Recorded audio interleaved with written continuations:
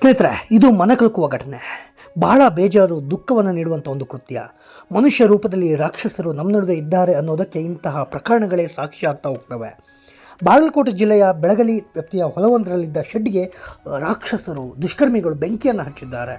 ಇಬ್ಬರು ಬೆಂಕಿಯಲ್ಲಿ ಬೆಂದು ಸಜೀವ ದಹನ ಆಗಿದ್ದಾರೆ. 3 ಅದೃಷ್ಟ ಗಟ್ಟಿ ಇತ್ತು ಅಂತ ಅನಿಸುತ್ತೆ. 3 ಪ್ರಾಣಾಪಾಯದಿಂದ ಬಚಾವಾಗಿದ್ದಾರೆ. ಮಹಾಲಿಂಗಪುರ ಮೂಲದ ದಸ್ತಗಿರಿ ಸಾಬ ಮೌಲಾ ಸಾಬ್ ಪೆಂಡಾರಿ ಎಂಬುವರ ಮನೆ ಮೇಲೆ ದುಷ್ಕರ್ಮಿಗಳು ಕೃತ್ಯವನ್ನು ಎಸಗಿದ್ದಾರೆ. ಬೆಂಕಿಯನ್ನು ಹಚ್ಚಿದ್ದಾರೆ. ಪೆಟ್ರೋಲ್ ಹಾಕಿ ಶೆಡ್ಗೆ ಬೆಂಕಿಯನ್ನು ಹಚ್ಚಿದ್ದಾರೆ.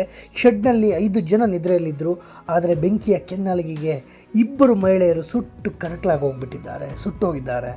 ಮಗಳು ಶಬಾನಾ ಪೆಂಡಾರಿ 26 ವರ್ಷ ಅವರಿಗೆ, ಮತ್ತು ಆಕೆಯ ತಾಯಿ ಜೈನಾಬಿ ಪೆಂಡಾರಿ 50 ವರ್ಷ ಮೃತ ದುರ್ದೈವಿಗಳು. ದಸ್ತಗೀರ್, ಸುಬಾನಾ ಮತ್ತು ಸಿದ್ದಿಕ್ ಎಂಬುವರಿಗೆ ಗಾಯಗಳಾಗಿದ್ದು ಚಿಕಿತ್ಸೆ ಪಡಿತಾ ಇದ್ದಾರೆ.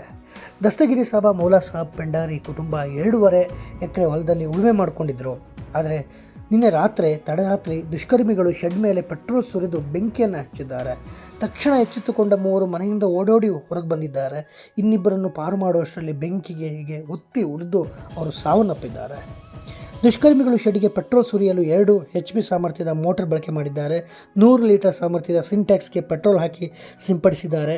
ಶೆಡ್ನ ಹೊರಗಡೆಯಿಂದ ಬೀಗ ಹಾಕಿ ಬೆಂಕಿ ಹಚ್ಚಿದ್ದಾರೆ. ಘಟನಾ ಸ್ಥಳಕ್ಕೆ ಬಾಗಲಕೋಟೆ ಜಿಲ್ಲೆಯ ಮುಧೋಳ್ ಪೊಲೀಸರು ಭೇಟಿ ನೀಡಿದ್ದು ಪರಿಶೀಲನೆ ನಡೆಸ್ತಾ ಇದ್ದಾರೆ. ಸ್ನೇಹಿತರೆ,